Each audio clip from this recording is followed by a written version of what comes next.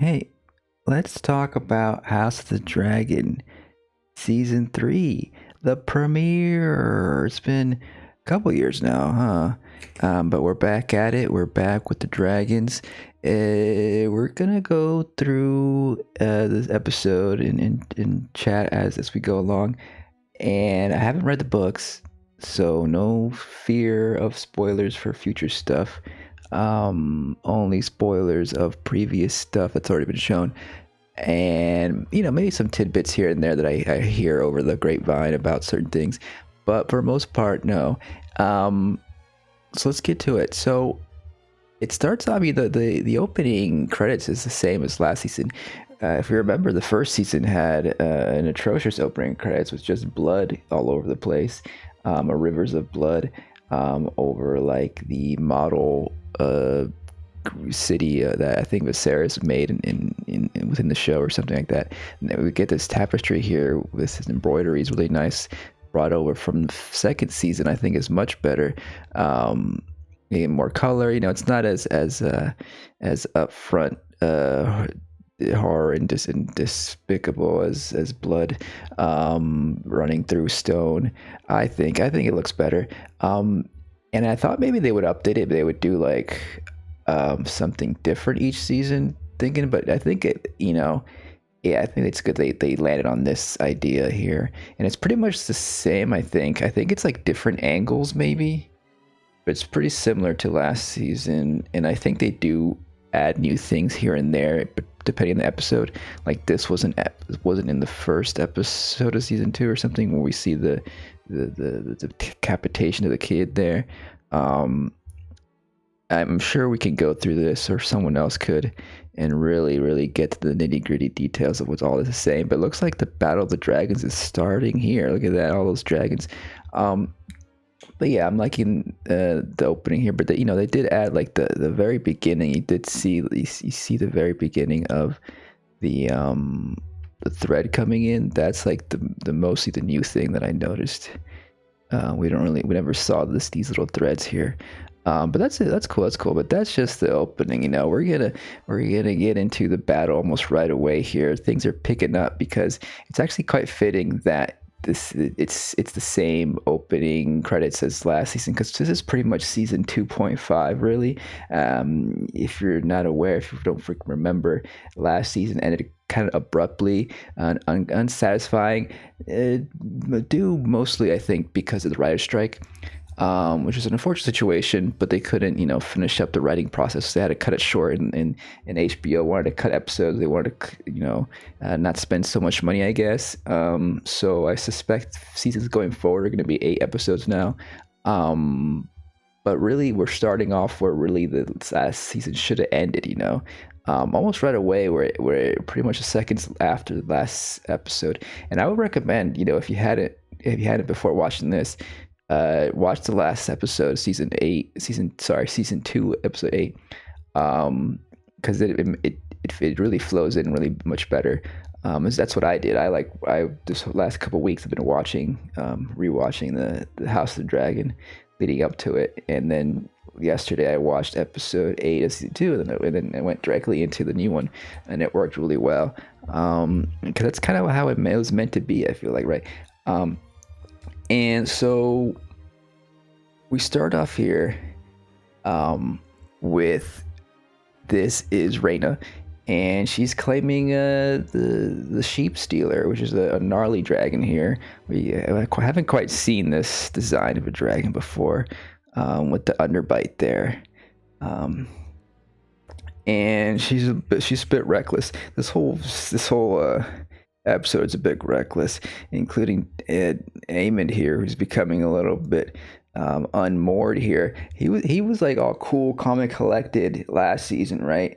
He had like he was like a really like a chess master in a way, or it seemed that way, or at least it appeared that way in the beginning. He like took over the Aegon's role, since Aegon got burned up, and it seems like he burned Aemon on purpose. That's still somewhat a debate. By the way, Aemon is escaping with Larys here, because Larys is not in the good graces of Aemon, so he's siding with Aemon with Aegon here, and that's why Aemon is about to chop up the Maester here. We really feel bad about this guy here, but luckily he survived.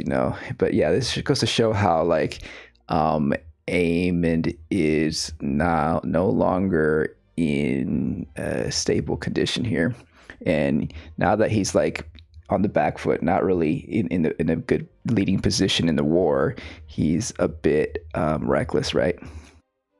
And unsure what to do.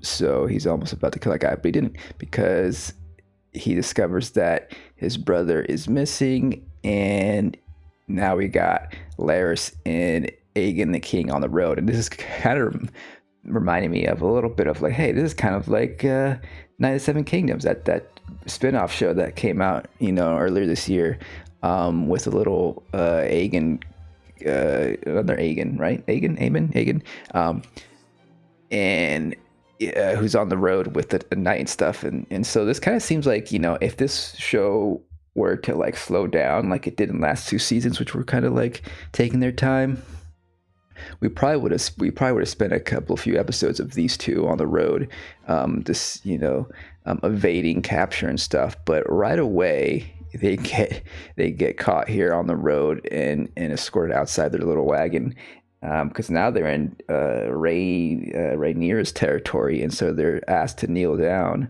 and bow and bend the knee to Rhaenyra. And what's really cool about the scene is how quickly Larys shows his true colors here.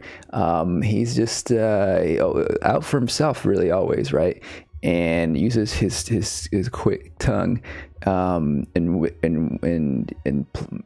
he's more of a chess master, really, doing his sturdy chest here, to try to get himself out of this alive, convincing them hey, this is actually the king. Of course, Aegon is he's what, you're betraying me in real time right here in front of me. And of course Larys could later tell him hey, I had to do it, I had to betray you, I had to out you, because that was the only way we could survive, because they're about to be beheaded here. So it's a lot of tense moments here of oh, are they gonna get chopped up or not? But it goes to show how cold and calculated Larys is, and calm and collected. He's the calm and collected character of this season, it seems, so far. And because he doesn't quite care about the people behind him, right? Oh, they're of no consequence. They get stabbed, as you see there, and they get captured. But the thing is hey, you can't kill us, because you probably shouldn't, because we are gonna offer a great reward. If you trade us for some gold alive, that'll be the best deal, instead of delivering our heads. So that's how they get out there. But it's also funny, some people speculate, oh man, was Larys always planning to do this, to get caught? Was that his whole plan along? Because the idea he sold to Aemon here, or Aegon, is that Larys had money stored in Essos or something, and so they're gonna get over there, and they're gonna lay low while the whole War of the Dragons blows over, and then they can come back and take the throne or whatever. And I guess Larys was hoping that Rhaenyra and Aemon would kill each other or something, and so that's the idea, right? And some are speculating, oh no, his plan was to get caught or something.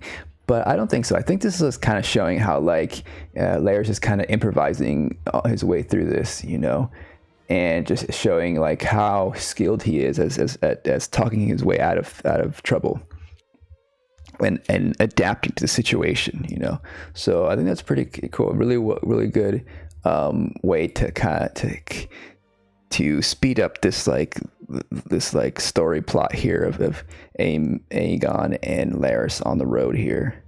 But of course they're probably I guess they're going to be captured and sent into a holding cell while they're waiting to sell them off. So I wonder how long that'll be. Maybe it could be the whole season. We'll see. It's probably gonna be. I think it's an 8 episode season. But that's that situation. A pretty cool scene there. I like that. They're pretty tense. This whole episode is like so quick paced compared to the previous stuff, and like it's also really well done too. It's like it's a very economical, but the stakes are so high everywhere. Like in every single situation, and all the build up of this 2 seasons really, mostly season 2 to this, like really it all comes into fruition here, and that's why we suspected this to be. The finale of last season was intended to be, but so it's like although like it would have been a really great ending to last season. This also acts as a really good opening, right? Really puts you into the moment real quick, and just also kind of goes to show that like how essential the writing is and the writers, so they got their demands met because of the strikes, so that's good. It's kind of showing like, hey, HBO, like, keep supporting the writers because you get good stuff like this. I feel like this is top House of the Dragon just writing in general, this whole episode, as we're going to get through here, and see more of it. And here, the main theme really of this series is the whole patriarchy situation. But also like the idea of like power and authority, and how like do we really want to have one person have all that power? Because like it's versus the greens and the blacks, right? And it's kind of like reminiscent of politics in the real world, right? Of what team are you on? Are you on team green, or are you on team black? Team red, blue, green. What team are you on? But really, like, reality, they're all like just different variations of the same thing almost. There's a lesser evil. There's less evil. Allison and the Greens, they're kind of like more the conservative party. Rainier is more the progressive, like let's try a woman leader. Why not? But at the end of the day, they're still kings and queens. Centralized authority. Are they really going to do much for the people of the realm? They're gonna. Rainier wants to follow the freaking Song of Ice and Fire. I guess so. But that's just the story of the story, right? In reality, this was more focused on the real world. The small folk aren't really going to get much out of any of it, except I guess survive the winter that comes. While they continue to be oppressed throughout the whole time. Anyways, the point is that it's the power, the Game of Thrones is the point, really, of the show. But anyway, so like, what's interesting about this scene is that, remember last episode, you probably forgot, and if you didn't watch it recently, Alicent was making a deal with her longtime friend. She went back. And this is what Rainier is telling her counsel here. It's like, hey, Alicent made a deal. She's like, hey, she's gonna let us take over the throne, really take the seat, while Aemond and Daemon are battling it out in Helen, and what's it called? That one castle Aemond and Daemon are at, or Daemon is at right now. And like they're gonna be battling over there. So while they're distracted over there, we can, Alicent's letting us in to the King's Landing, and we're gonna be able to take the seat. And I guess I'll take out Aegon while he's on his bedridden and stuff. And of course the whole council's like, no, this is a trap. Again, Rainier is like, kind of representing the kind of hopeful, the hopeful the hopeful diplomatic approach to the whole situation, right? With Alicent, perhaps one might call it a more feminine approach versus a masculine approach to this war situation. And you got the whole council here who's like, no, you're being a little bit too optimistic here. This seems like a trap here. And again, part of me is like, yeah, like Rhaenyra has like the right attitude in a way here, but at the same time, it's good. She has to be challenged because there could be some tricky moments coming up here, and as we do see, it doesn't end up how Alicent wants it to end up because Aemon decides to stay in King's Landing to defend the realm, the throne, because Aemon went away. He escaped. So it kind of turns it all on its head there, ruining Alicent's plan, and it's gonna make Rhaenyra look out to be a fool, actually, right? And so they did have a point here. The council members like, hey, like, you don't be too hasty. Let's think about this. And so that's the dilemma with centralizing the power into Rhaenyra's, to be Rhaenyra as the sole ruler there, right? To decide what to do. But it goes back and forth, the whole idea of like, oh, is Rhaenyra right? Should we follow Rhaenyra? Should we not? Should we? So same with Alicent here. But that's the lovely brilliance of this script here, and the nuances that come along with the different twists and turns here that affect the consequences and choices of our characters. Really, really well done here. So then that's the big old tense moment, because now Alicent's going to have to figure out how is she going to get her son, this guy, Aemon, to the other castle where Aemon's at, so Rhaenyra can come and they can follow through on her plan, and she won't, she could follow through instead of being looked to be betraying Rhaenyra. So that's what she's been trying to do. She's going to be doing this whole episode. And we get a peek at what Daemon's doing here. Also a peek of what Corlys and the rest of the pirate sea snakes are doing. I think this is supposed to be Rhaenys or something, because she died last season, if we remember. So I think someone said that it's supposed to be modeled after her. I don't know. So, and here we have them. This is the battle against the Lannisters, because remember the Lannisters, they're on the green side, and they were preparing to battle. They had that lion in the cage. But we get a quick little cut here of like, oh, they're pretty much dead in the battlefield. Of course, Daemon and his new crew that he acquired last season, showcasing that he was a someone that they could follow by administering justice at that meeting of all those clans last season. And Daemon is kind of like, this is a part of his character arc, realizing that he has to work together with other people and like kind of also acquiesce to their way of doing things. He's like, oh, I want to like burn all these bodies up if this was my battle and I was the king or whatever, I would just burn all these bodies up. But they're like, hey, that's not how we do things. We got to make sure you can bury the victims. And so this is the boy of reason here for this side, for the clans of the wetlands, whatever this place is called. I forgot, the Riverlands. And so that's what's going on here. So we don't get to see like the full battle, but that's okay. Like this episode is so jam packed. Like we don't need to see every single battle, right? And we got to get through this. That's the whole point, right?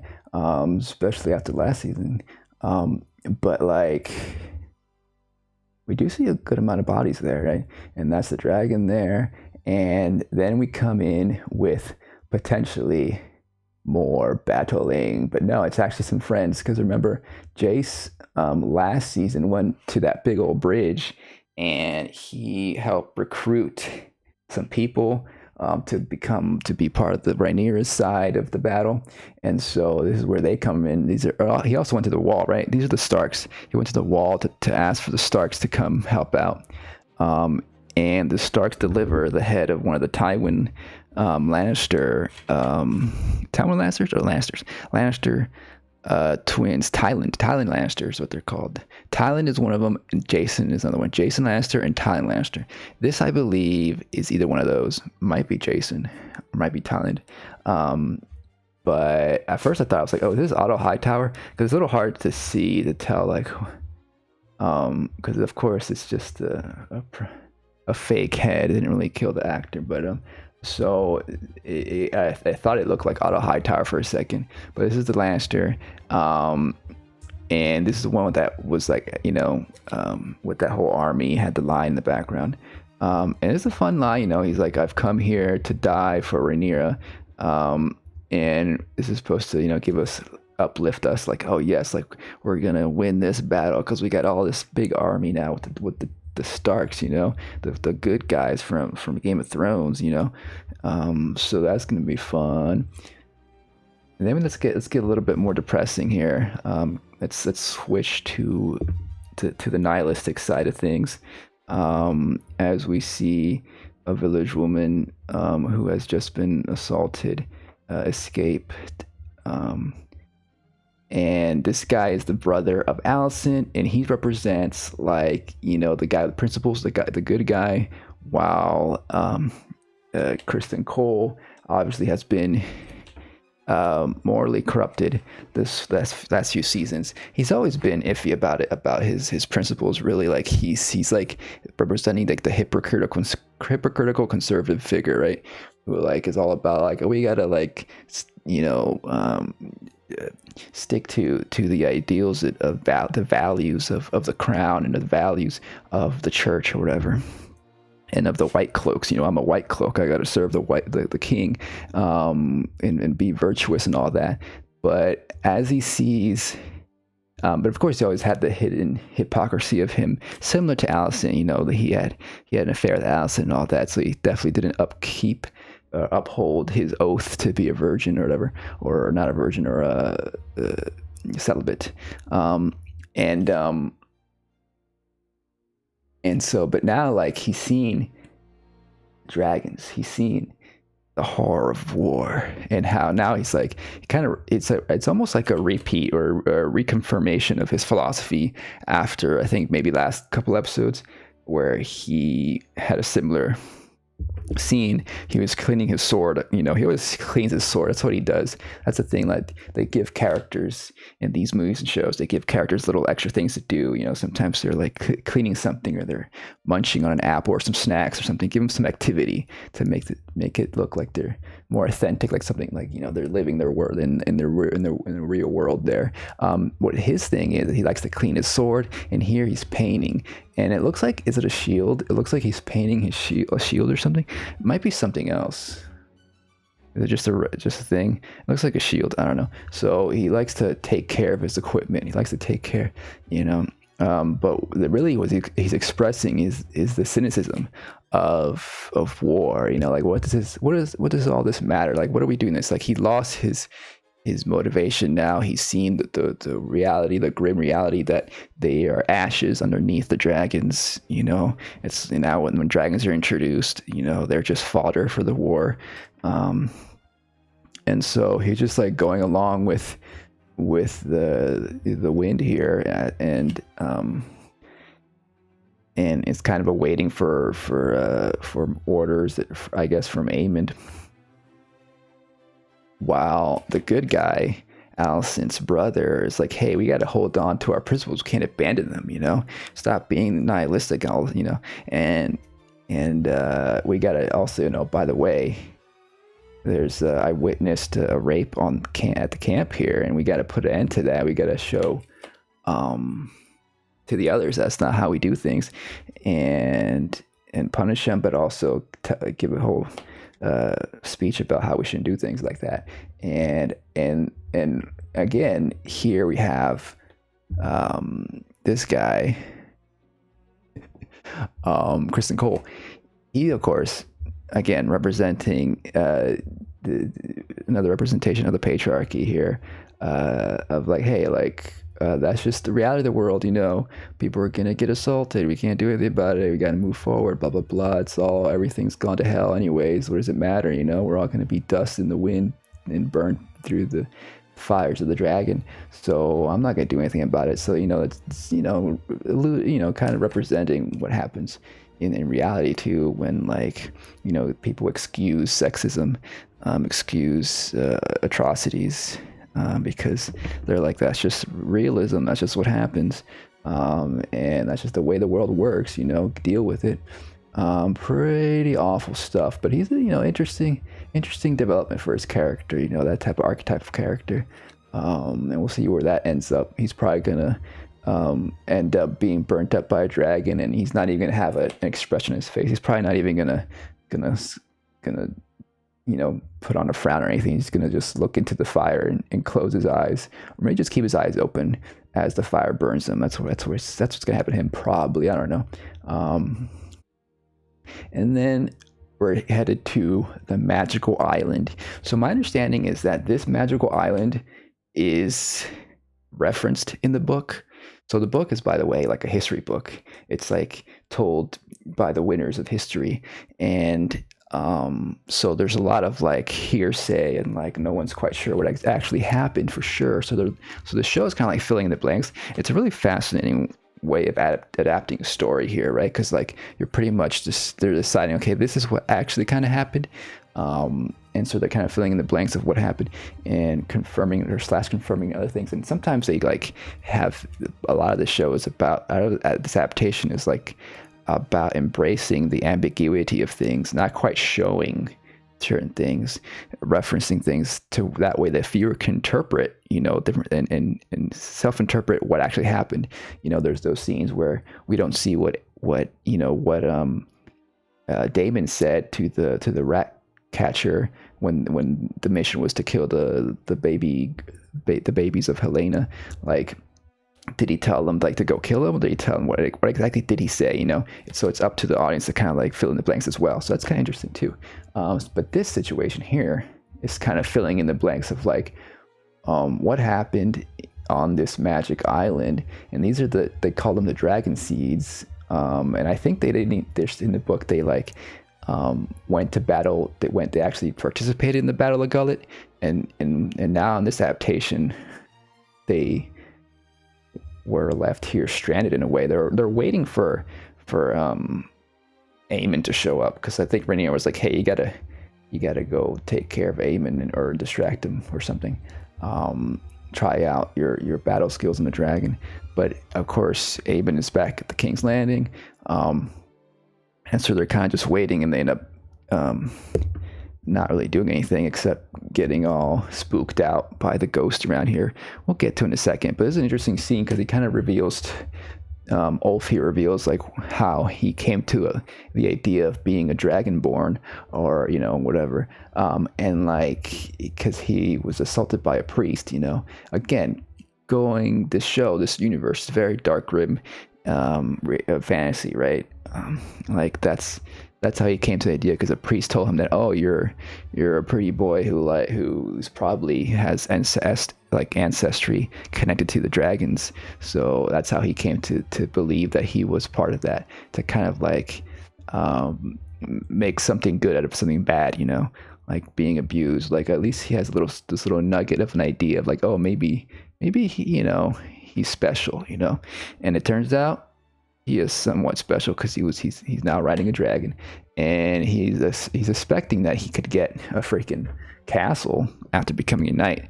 But that's the falsehood of the Westeros dream, kind of like the idea that like if you pull yourself up by your bootstraps and you get into the rat race and you win, you can ascend to be a lord or a king or someone really well off, and the reality is that's very unlikely, and the system's kind of rigged against you.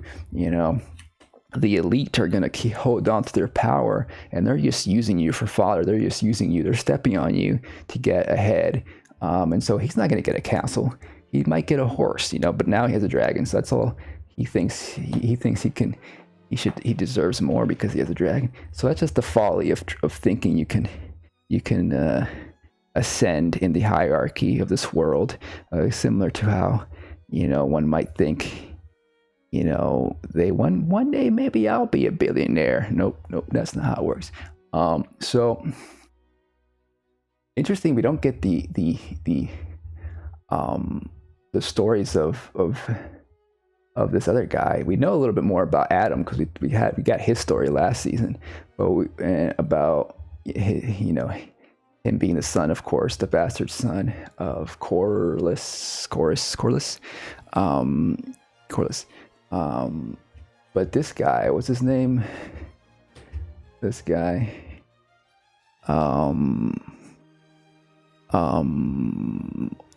Hugh, I think. Hugh Hammer. Is his name Hugh Hammer? He's the blacksmith, That's Hugh Hammer. Okay, Hugh Hammer. The blacksmith, Hugh Hammer.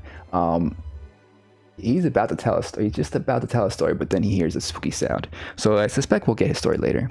By the way, back to Bela. She's starting to befriend the dragon. Is this the scene where the dragon feeds her?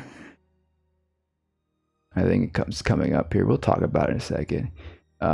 She wrote him up here.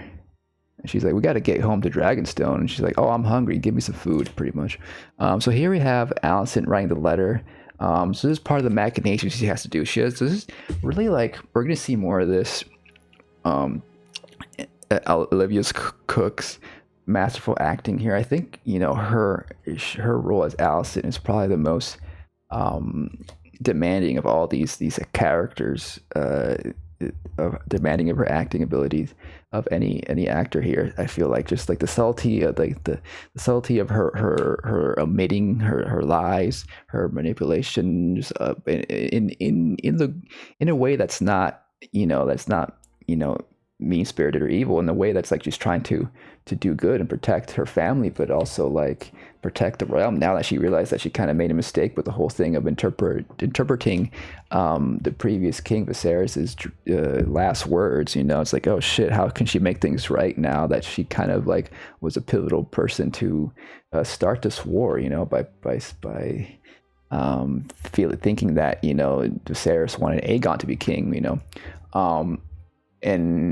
and the whole back and forth with Rhaenyra, it's a really great dynamic between them two. But I think like particularly her role here is just more sophisticated, nuanced acting than I think some are giving her credit for.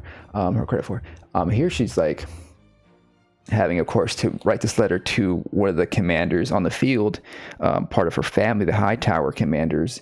We're going to see in a bit to like, stand back, hold on for a second, don't attack right just yet, because she's trying to, again, follow through with her plan, right, to get Aemon back to Harrenhal, I think it's called. I'm remembering now, I think it's called Harrenhal, where Daemon is at. And a little bit of humor here with Elaine. It's like, wait, what? The king wrote that? But I just saw you write that. Of course, it's part of her plan. And she's convincing enough, because this guy's like, yeah, okay, I'll deliver the note, the note, and she signed it pretty much as if it was Aegon signing it, I imagine, right? So we're gonna see that in a second, but first, let's kind of close the loop a little bit on the relationship between. Or start to close it between Corlys and his illegitimate son, Alan. So we were establishing the story last season, right? And it really comes to full circle here in a way where like we realize the whole idea like, oh, Alan feels like he's been left behind. He's been living in poverty. Working for Corlys and not being able to be acknowledged his birthright or that he had. That he is related to Corlys. He's the son of Corlys, and Corlys gets to, and his legitimate sons and daughters get to have all this nice life and everything. And what's interesting here, which of course, Corlys here, now that he's lost pretty much his whole family, right? He's lost his wife, his son and daughter. All he has left is really his grandchildren, and then his his sea snake's career, I guess. But he's trying to like find some attachment now with his illegitimate sons, you know, with Adam and particularly here with Alan. And of course, Alan's resentful of that. It's like, okay, so now you want to like connect, you know, have a connection with me. And so he kind of pulls it. Alan kind of puts him in his place a little bit, like how puts it in terms that he can understand. Really, he's like, hey, like you gave me some support, but you never gave me the name. You know, the name, the type, that of Valerian. You know. That was what would have really mattered if you let me use that name, so I can live a good life that I deserve. And of course, it's like regretful of that, and this ties back to what he said back in like, was it season 2, one of the seasons before this, where he's talking to his wife, Rhaenys, right? He's like the history books don't care about blood. They care about names, and that's why that was his whole thing about, you know, passing on the title of his name to his sons and grandchildren, so they can inherit the you know his home, his kingdom, whatever, by his castle and all that. And so he's all about names, you know, and so that's kind of like throwing that back at his face, like, oh, you say you care about names, but you won't give me your name. So that's a pretty cool, interesting way to kind of tie it back to him, and kind of like connect the two. Like that's what they both believe in. You know, they both are aligned in that. You know, about legacy, about names. You know, and so they have this connection. They finally make this connection here on this amazing battle sequence here on the sea, on these boats. It's pirate time, and we get Lohar, right? Lohar, who we met last season. Lohar, Sharako Lohar, and because now, you know, she's on the side of the Greens. You know, we got the other Lannister here, the living Lannister twins. So for the time being, joining in, because they're going to go into battle. We're going to see that in a second. But first, she's going to get fed. This is interesting about dragons. About this is Rhaena. So about how dragons eat. You know, you think they eat like any other carnivore, right? But the cool thing about dragons is they can breathe fire, and I'm wondering, like, it looks like I don't know the whole lore. Like I'm sure book readers could tell me, but it looks like they cook their meals. Do dragons cook their meals before they chomp on them, before they eat them? It would make sense. And that's a cool little physiological advantage that dragons have versus other creatures in fantasy, right? Which I don't know if it's been explored. I have to really read more fantasy. I want to read more fantasy. I've got a big to-read list, and eventually I will get to George R.R. Martin stuff.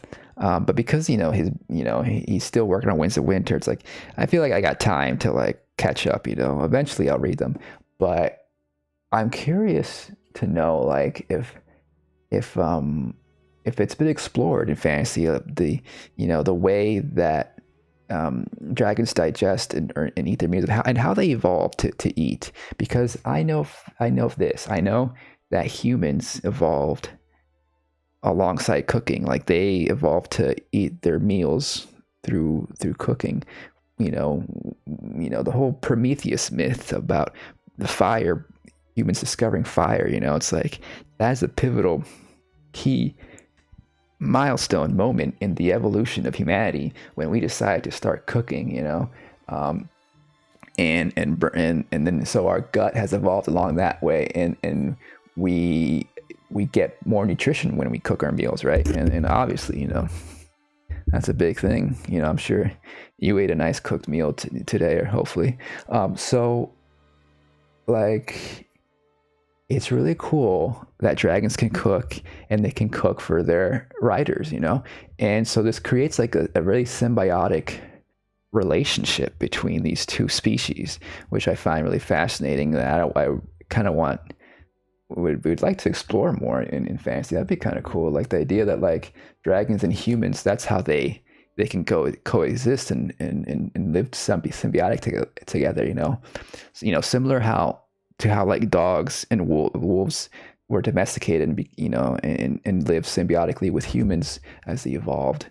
Dragons in fantasy can be like that too, but in a way where they were able to cook for their human companions, and like I don't know, I just thought that was cool. I don't know, just a cool thing here, cooking for Reina here, and I mean.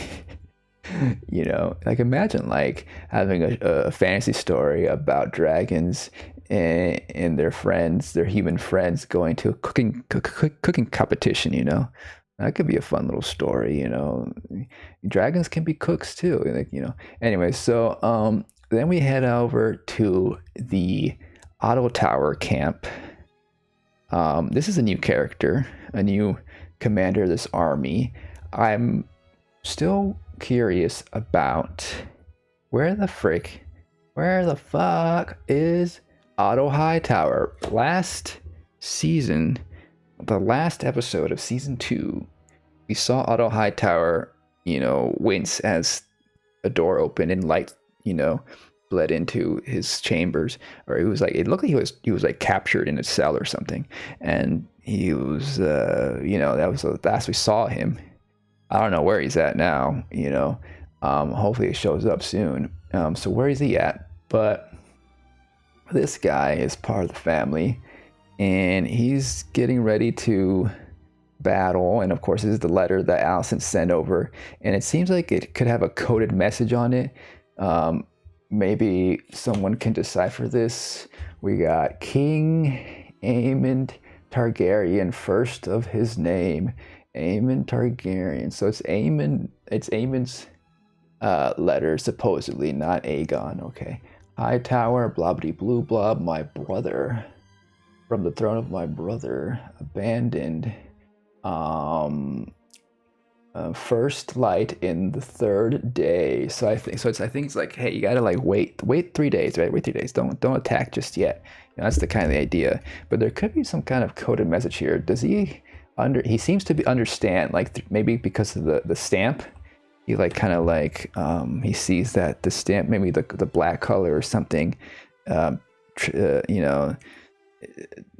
indicates to him that like, oh, this was written by Alicent, or something. What is the case here, or I don't know, like there's a little bit of dirt there. I don't know, he rubs his fingers, but he seems to know something is up, right? So he's like, okay, let's hold, let's not proceed just yet, and we'll see where that ends up. That's part of Alicent's machinations here, trying to make sure her plans go smoothly, hopefully. And what's interesting here is we have this other character here. Is this one of Alicent's sons? Remember, Alicent had another son that she sent off. It was referenced here and there to live somewhere else, and he has a dragon, right? I think we saw him on the dragon before, and someone said that we could see another dragon here. Let's see if we can see a dragon somewhere around here in a cage or something. Maybe in a wider shot. Is there a dragon around here? I don't see one. But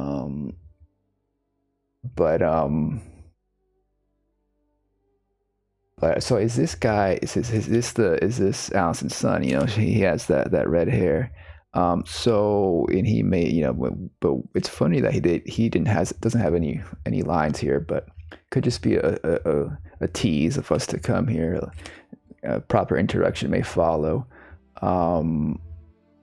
And so that's interesting. So then we're gonna get back to that later. I mean, imagine he's gonna be a major character. He's like, an actor we've seen before in other places. Um, and so I imagine he's gonna be a big character coming up. And so we head back to the King's Landing, and we got Allison trying to convince Eamon to, like, head off to the Heron home. What's it called? Is that where? Maybe I'm confusing things. Maybe it's something else. Not Heron. It's, what's it called? I forgot. Wherever Damon's at, and and that's what she's doing, And this, again, is another moment where we see Olivia Cook's acting chops here, and this is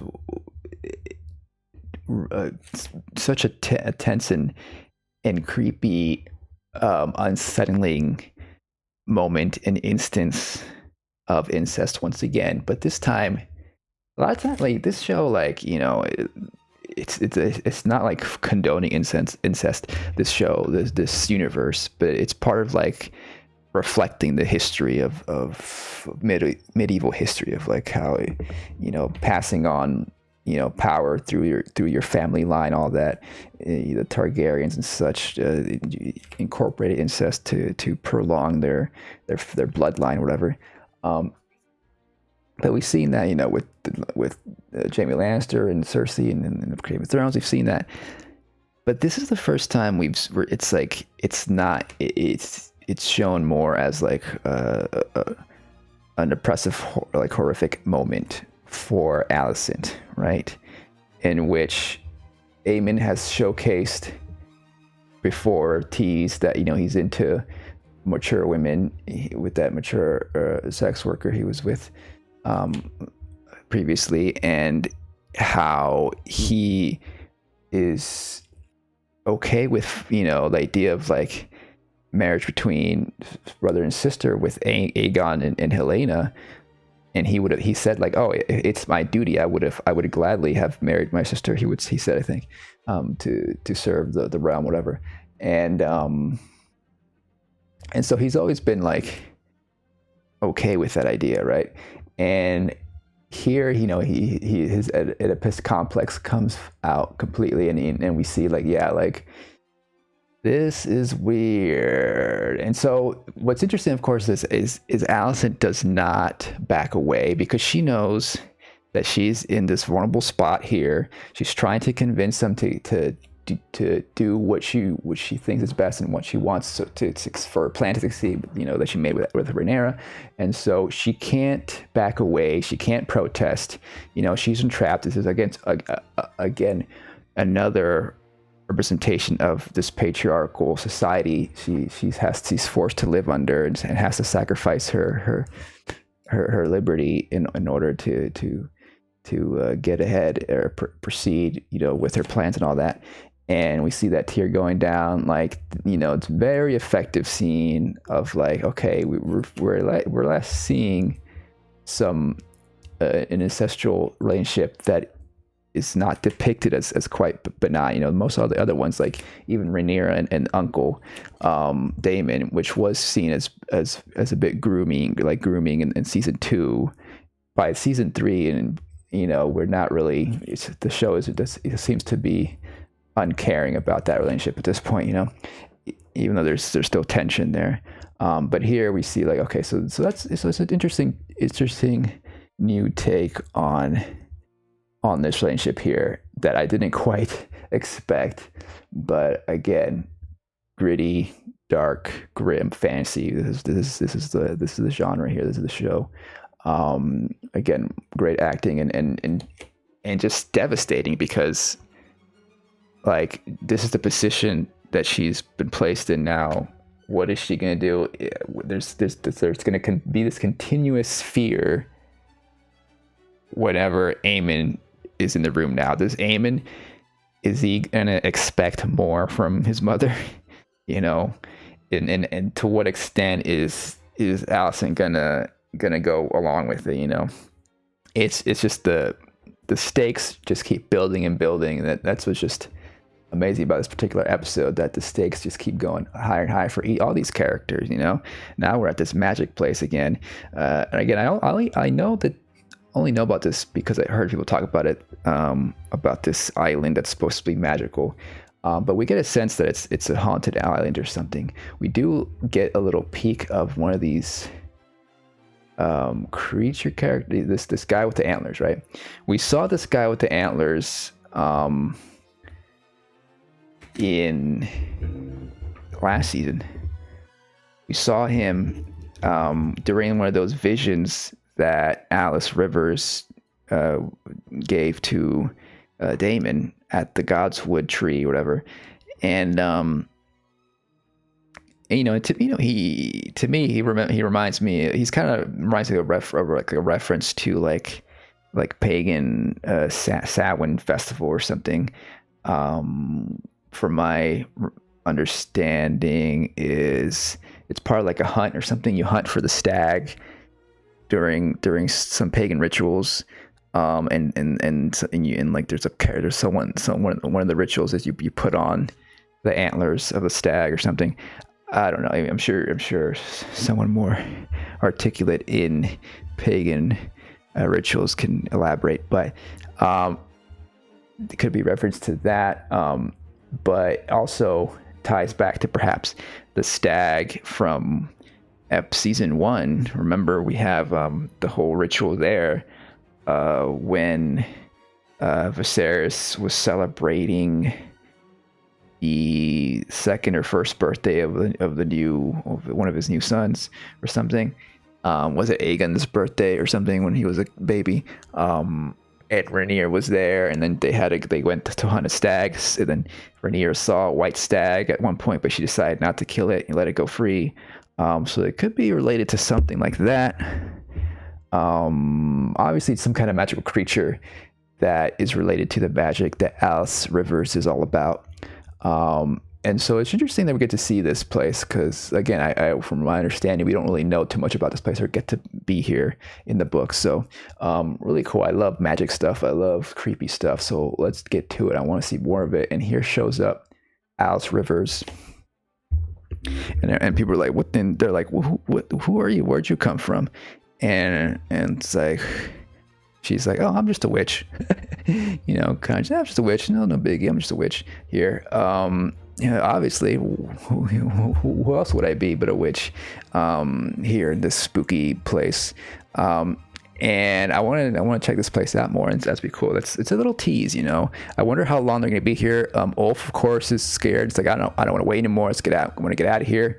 I guess he'll fly away with his dragon. And she says that, like, hey, like you're needed. You should probably be at the battle. So maybe like they all will go join the aftermath of the battle.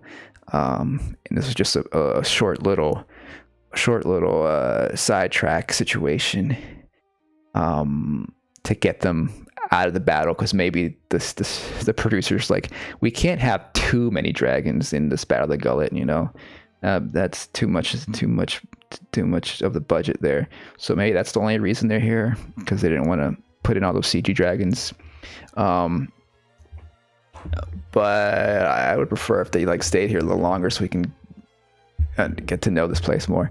But also, like, I want to say Alice Rivers is probably, to me, is probably one of the most humorous characters. It's like deadpan humor, and I've liked her ever since she revealed to us that she's in fact a little owl. She's like, I'm actually an owl disguised as a woman, I think she said. I mean, you may think that's a joke, but I think it's real. I think she's actually an owl. And so she saying she's a witch, and it's just a little funny little moment. I found it funny. I thought it was funny to have her. So I like these little moments. And Elf, of course, is another comedic relief character. And so it's something that, some complaints have been lodged at the show for like not being funny enough, a little bit too grim fantasy, not enough humor. And we get him pooping in the woods here. By the way, when you poop in the woods, you got to make sure that you're ready to run. There could be anything coming at you, so it's probably better to completely take your pants off when you're pooping in the woods. That way you won't get, trip over your pants around your ankles. Just a tip there. In case a big dragon comes along, you want to just run real quick. Anyway, so we'll see. So he's a funny guy. I do, I was a bit annoyed with him before, but actually I kind of like the idea of including Ulf, because these other common folk guys, they're like very respectful and reverent and stuff, but we need a character that's not so reverent, someone that pokes fun at the monarchy. It's like we got to remember, like, oh yeah, like we're rooting for Rhaenyra, we're rooting for these the benevolent ruler, but really, like, it's another ruler. How about having no rulers, huh? How about that? How about no kings or queens? So it's good to have someone like this to kind of like add a little bit of humor and poke fun at the monarchy. Anyway, so we head back over here, and right. So then Bela here is like, oh, we gotta get going to the gullet because there's a war brewing there now. So Rhaenyra is like, oh shit, I gotta go. I gotta be there myself. And here is where the theme of the misogyny in this realm really builds up to this moment. This whole series is building up to this moment where Rhaenyra is like, and also Rhaenys in the beginning was fighting to gain respect from this realm of sexist, elites and rulers and such. And no matter what they do, they can't get that respect. And here now her own son is gonna trap her in the room. So it feels a bit somewhat on the nose, like, oh, let's trap the woman in her room while we men and boys can get the work done. And this whole series sometimes feels like they're spinning their wheels and like keeping Rhaenyra from going out into battle. We're anticipating, like we're waiting for Rhaenyra to get her big moment on the field to do some action like all the men and kings get to do, And here it's like I feel like this has to be the breaking point. Like after this, I feel like Rhaenyra's not going to hold back any longer, and she's going to become perhaps more tyrannical or something. We're going to get a little bit more into that as she tears up her dress or one of her outfits. But here, of course, Jace is acting, there's misogyny to this. There's sexism to it, but there's also an aspect of him, of course, wanting to protect his mother, and feeling like she is, with her, if she goes out and she dies, and the whole thing is ruined, and then the war is over. So it's very precious to protect her, and that's like his justification for it, which isn't too dissimilar even with what we've seen in previous seasons when the council has advised, over on the green team, has advised Aegon to not go into battle, right? They're like, oh, you shouldn't go. You're the king. You gotta be protected. Stay here. When and last season when they went to that battle and Rhaenys died, and then, but of course Aegon defies that. He's like, oh no, I'm gonna go anyways, and he does. So that's the difference here. Like, even though both councils are like advising their kings or queens not to go to battle, when it's the king, when it's the male, the man who decides to go, he can't be stopped. He isn't stopped. His guards are like, okay, we'll equip you with the armor, you can get going. But if it's a woman leader, she gets trapped, even gets convinced. This guy even gets convinced. It's actually pretty. I do like the writing here. It's really, again, very efficient and clear writing here of like, hey, like, you swore to protect your queen even from herself. it's your life or hers. It's like, so he convinces him like, hey, like, I got to protect her from herself, even if that means that I am gonna be killed. Like, even if tomorrow she's gonna behead me for betraying her, like, it's my duty to do so. It's my duty to protect her from herself because she's a woman. I mean, he's not literally thinking that probably, but that's that lingers in your mind. That's in his mind in the background. That's in the atmosphere, the misogyny in the air, in this Westeros world, that contributes to him thinking that way. Because like, if it was Daemon, would he think that? Would he decide to trap him? I don't think so. So this is their chance for the youngins to prove themselves. We're gonna actually do some good. And Bayla, she has some experience. She's been out. Of course, she's not she's not Rhaenyra's daughter, so of course Rhaenyra is a lot more protective of Jace, so that's why Jace hasn't been given that much opportunities. But we do get the idea. We get both sides. Like, we understand that Rhaenyra wants to protect her son. We understand that her son wants to protect her. And then there's the misogyny all in that involved. But I think it's really effective writing there. And so we get back to the gullet and we get the pirate fights. Really good stuff here. Did they board them, or did they board? Oh no, this is the when the dragons come, right? And of course she's resentful. She can't do anything. It's this feel, and you feel for Rhaenyra here, because like, damn, like, you're like, what can you do? You're trapped by your own Kingsguard here, and so she takes it on this.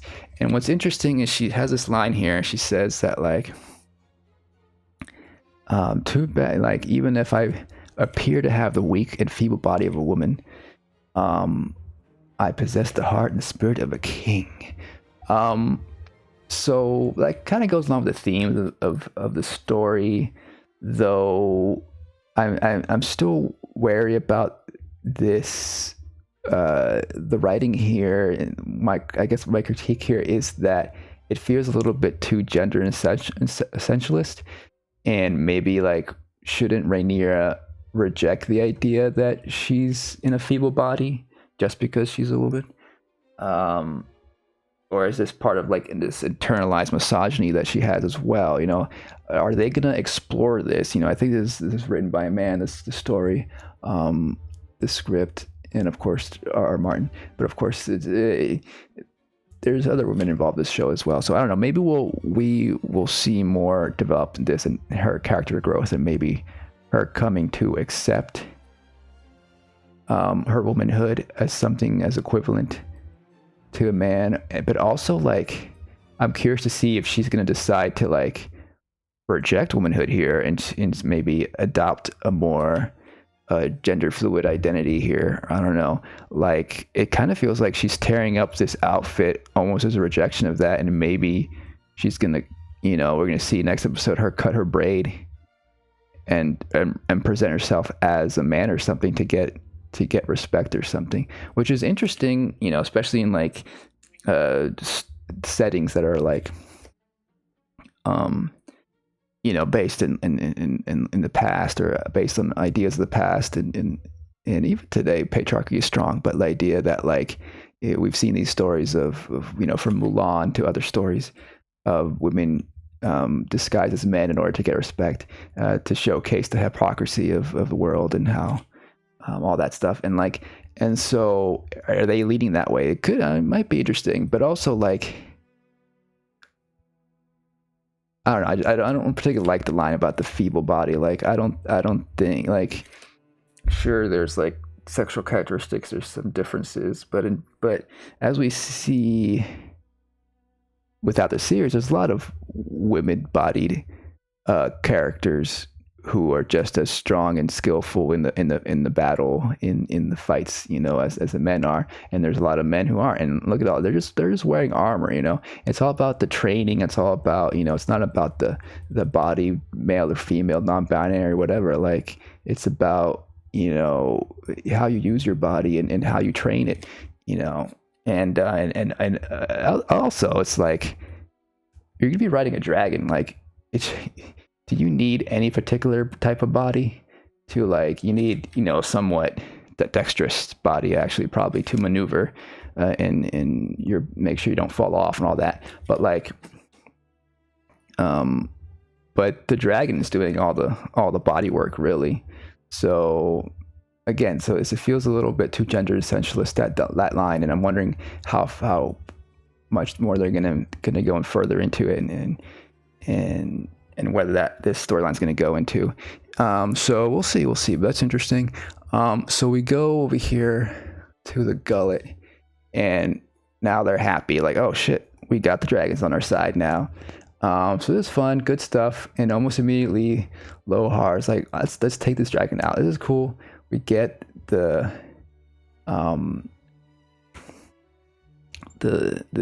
scorpion. What's it called? I think it's a new thing, where it has a weight to it, and again, the stakes keep building up. Like, the pacing is really good. The overall the stakes and weightiness to everything that's happening here is really good. She lands the shot. By the way, talking about gender essentialism, though, I mean, here's a woman on the battlefield, and of course, this character, I feel like we needed more time with. We just saw them last episode. She's played by Abigail Thorne, known trans actor, famous known from her YouTube career, and now doing movies and stuff. But interesting that they cast her for this role in the first season 2, and the first time we saw her, there was part of her crew, or supposedly referred to her with he/him pronouns. So they refer to them as he, him, and then I think on press, Abigail has always referred to her character as she. And then in this episode, I think the Lannisters don't even refer to them with any pronouns, but then Corlys and others do refer to her as she. So we get these mixed messages here, like, different characters are some misgendering her character. Like, is that part of the story here? You would think that they would elaborate on that just in a story about the folly of patriarchy, but it feels like maybe the writers or the producers or somebody are too scared to really investigate this. Perhaps the idea is that Lohar is a gender fluid character and doesn't mind any pronouns. Doesn't identify with any particular one. I don't know. It feels like a bit Bessie, like they didn't really think about it too much, or cared about it too much, or maybe they deleted something or something, and then something's missing here. So, and then the fact that also she does die off in this sequence later on, like, it feels like a bit of a missed opportunity. I feel like they didn't quite treat this character with quite perhaps the respect that the other characters get. It's a bit unfortunate. I feel, and overall, her role and her arc, I think, is well done. The story and even her death, I think, is well executed. But it still feels like they didn't give her enough time, and didn't feel the need to elaborate more on her gender. It feels like not quite great. Like they could have done something with that. And particularly to cast a trans woman in this role and not address the misgendering feels weird. I don't know. It feels like something they didn't want to get involved with because maybe they were scared of backlash from the anti-woke crowd or something. I don't know what it is, but that's just a bit of something that doesn't land right with me completely, unfortunately. But overall, pretty badass. sequences here with Lohar and the rest here. This is a great scene here. Corlys showcasing his expertise, proving to his son, like, hey, look, I'm the king of the seas here. And then, of course, Lohar does get through because she follows, along the path that Corlys already set, and she has to sacrifice rest of her crew. I guess again, showcasing that Lohar is much more individualistic. And she has, later on we see her push off like the Lannister, and pretty much we assume the Lannister character dies off with this heavy armor, can't swim. So we'll see that in a bit. But before that, the dragon did escape. I kind of skipped past that real quick. So this is a cool moment, right? So Lohar lands a thing. They celebrate. The Jace is about to go down, but then the Moon Dancer with Bela here rescues that Jace and the dragon with a nice little quick shot. This is really fun. It's really cool stuff. We don't really see a lot of dragon fights or effects in movies and TV, do we? It's rare, so that's why this show is so, I guess, popular, right? I mean, we want to see the dragon stuff, and this is a cool little scenario here where we get a dragon rescuing a dragon, or dragons working together. Really cool stuff. But luckily we saw that it only like got attached to its harness, so it didn't really pierce the dragon. So we get a sense of like, okay, this is dangerous, but phew, he got away. They're gonna continue the fight. That's cool, So that's a little peek of what's gonna happen. And of course they go to the gullet here. I mean, to the teeth here, and then we have Rhaena come along on her dragon, and it looks like, Rhaena came, wants to go home. I guess we'll talk about that in a second. This is the moment where Lohar gets through, sacrificing her crew, or mostly sacrificing the Lannister crew, right? Pushing them off. There they go. And getting through and ramming into the Corlys' boat here. And we get the big battle here. Really great stuff. The only thing is that maybe some of the cuts here were a little bit disorienting. Wasn't the best edited, I think, scenario. I felt it felt a little bit too quick sometimes. I'm not sure which direction they were in all the time, but it was okay. It was fun. It was still cool. And then of course they got the fight, and then this is all intercut with the dragon stuff, and this is where, of course, showcasing how these dragons, they have their own minds too. It's like, it's not so simple that you can just get on a dragon and command it. You got some training, you got some domestication going on, you got to do first. And so again, part of the tragedy of this show, this series, and this script is like, things don't go how you planned them, and this dragon is a wild dragon, and it's gonna start causing some friendly fire, literally. And that's not good. Trying to take the dragon under control, but it is unsuccessful. They almost get into a fight with their own sister here. They do notice. I think one of them notices. I'm not sure if Rhaena, or I'm not sure if Bela notices, but Rhaena notices that that's her sister, and it's kind of a funny line. She's like, "Oh no, that's my sister." Just in case you forgot, just in case you're tuning in for the first time. That's actually her sister on there. Oops. And so, that's a whole clusterfuck of a situation up there in the skies. Um, but yeah, it's still really cool, really effective. The idea that like it's not a rosy colored scenario here. This dragon stuff is messy. You know, this whole war is messy. That's you know that's what's great about this grim dark fantasy story here, is that like war is fucked up. You know, and we're gonna show you how fucked up it is. You know, it seems all fun and games and exciting to watch from the comfort of your couch, but or your bed or your chair or on the bench, wherever you're watching it on your phone. Like, eh, but dude, like, people are dying, and they're dying for stupid reasons and misunderstandings, and people think they can control things and they can't, and then the dominoes and all that. And looks like Corliss gets dumped in the water here. We don't see Corliss's body. I suspect Corliss is still alive.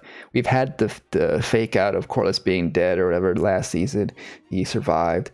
I feel like he's going to survive. I feel like he's going to survive. But then his son, you know, now that he has the full respect, and now that he's fully respecting his father now, he's going to avenge his father and take out Lohar, and he does. And it's interesting. Like, is it really shallow here? Like they're kind of fighting standing up here. Are they standing on the hull of the ship there, or are they in shallow water? I'm not quite sure what's going on there. I guess, you know, we did see that they were crossing through a shallow portion, but this far out sea, away from that little valley, are they like standing on rocks or something? I don't know. Anyways, but they do a battle there, and then again the fire stuff with the dragons, and Jace gets hooked again. This time it pierces. You know, now it's much more dire. Moondancer tries to dive in there, but is not successful at all there, unfortunately. Back and forth here, and Lohar is gutted and drowned, and Alan saves the day.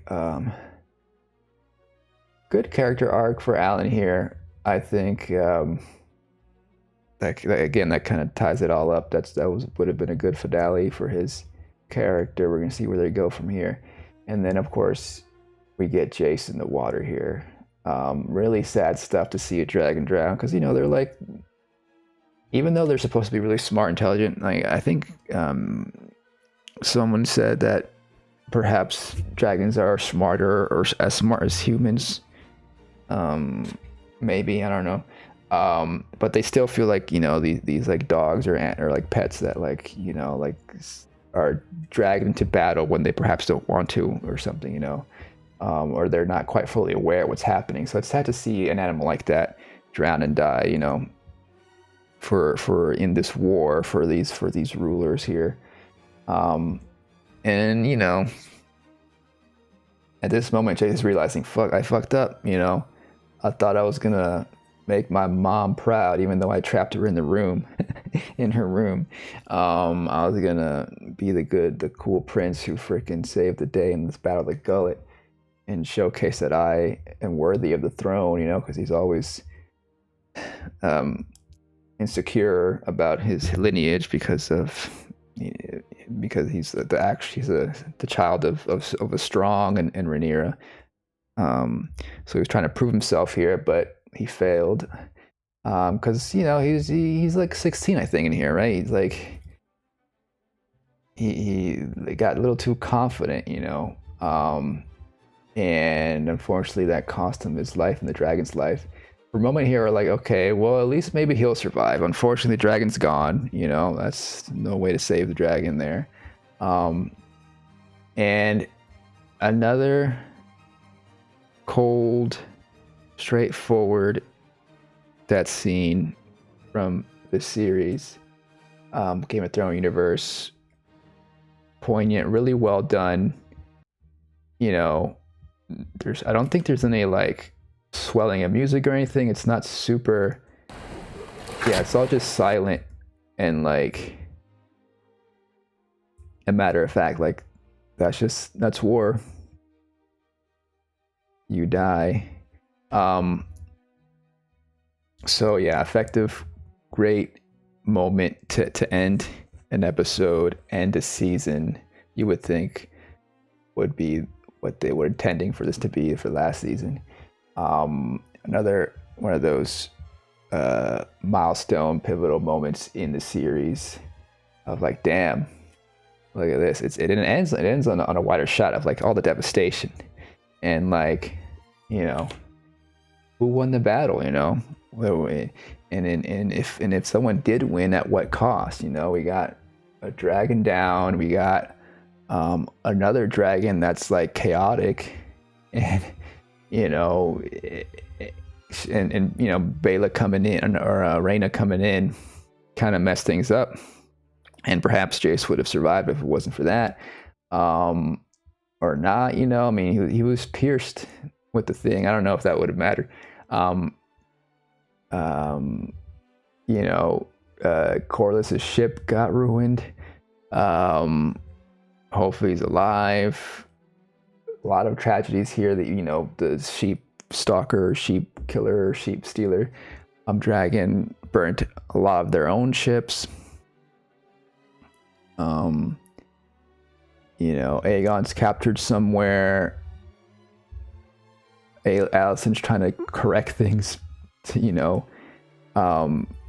fix things, trying to get Reyna into power in a peaceful transition, somewhat peaceful, but she has to like reluctantly sacrifice Aegon for that, you know, because last season Rhaenyra was like, well, I have to behead Aegon, you know. Rhaenyra now trapped in her room here. How's she gonna get away? I was thinking like she's tearing this up, and she's like kind of tearing it almost like these little threads here. Like, is she gonna create a little rope here? It's gonna be a Rapunzel situation. She's gonna create a little with Masara here and friends. Gonna climb out the window. You know, is that one way she's gonna get out? I mean, now that Jace is dead, like, so someone in command is gonna be like, okay, let's open it up. Maybe Corlys is probably gonna be rescued from the sea somewhere. Someone of the council members are gonna be like, okay, we got news that Jace is dead, so we should open up the door for Rhaenyra to come out. We'll see about that. The Lancers are gone.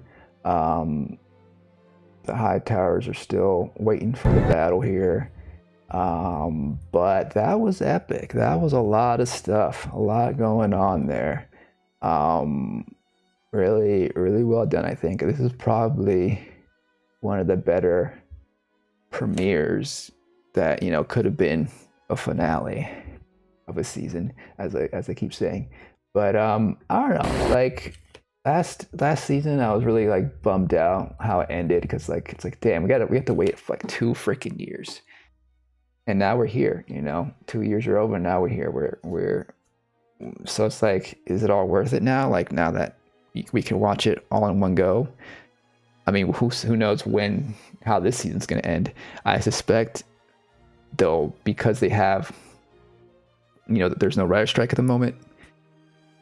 They had a good amount of time and to freaking wrap up this season in a good way, you know, and so I imagine it would be more satisfying. But it looks like things are coming to a close. I feel like is there going to be 5? I feel like they could probably end it in season 4, right? You know, maybe if they do season 5, they might feel like they're going to stretch it out still too much. But maybe because I think they're just going to keep to 8 episodes per season. So maybe it'll be like 5 seasons. I have to look into it. Someone can tell me, like, are they planning 5 seasons? Excuse me. Are they planning 5 seasons? Or are they I don't know. But either way, from what I heard, people have been like, critics have been given like 4 shows to watch, episodes. So, and they've been relatively good reviews. So it looks like these next 3 episodes are going to be pretty good. Hopefully the later half will end in a satisfying way. But it looks like we're back to the good dragon stuff, you know? It's finally like fulfilling the promise that we had these last 4 years of the House of the Dragon, you know? The build up, you know? And, you know, and really it was a build up ever since the first Game of Thrones series, right? Because Game of Thrones takes place 100 years after this, when there was no dragons pretty much, and that was building up to Daenerys and her dragon in the final season, and you know how that turned out. But you know, and that was really just kind of like a prelude to the dragon fights in this, and they're gonna make a movie too about that takes place even before this, right? They're gonna make a movie about Aegon and his sister wives conquering whatever, and that's gonna be a whole dragon thing. And so it's funny how like they're going in reverse to build up to more dragons and more dragons and more dragons. But we're finally here at the big dragon battles, it feels like, and so I feel like we're in a good place. I feel like we're doing good here. We'll see where it goes. Who's going to end up on top? No one, I feel like, because they're all. I mean, the whole point is that there's not going to be dragons by the end of this, right? You know, so. But who's gonna sit on that throne? I don't know. Book readers know. I don't know. And it's just gonna continue. The cycle continues, and it was nice to root for Daenerys in Game of Thrones because it felt like she was gonna be some kind of actual change, you know, break the wheel, you know, but it didn't work out that way. Are we ever gonna get some true revolutionaries here in this world? Are we ever gonna get someone who fights for the people, not just for dragons and power? When is that gonna happen? You know, I think Masara was kind of like that, but she kind of decided to just side with Rhaenyra. She felt like that was the best option for herself and also for the world, you know, kind of like deciding the best choice, the lesser evil, you know. So, but I don't know, she was always kind of reformist, you know, she wasn't a true revolutionary, I don't think. Anyways, we'll see where it ends up. I'll probably be back here next week with more on House of the Dragon.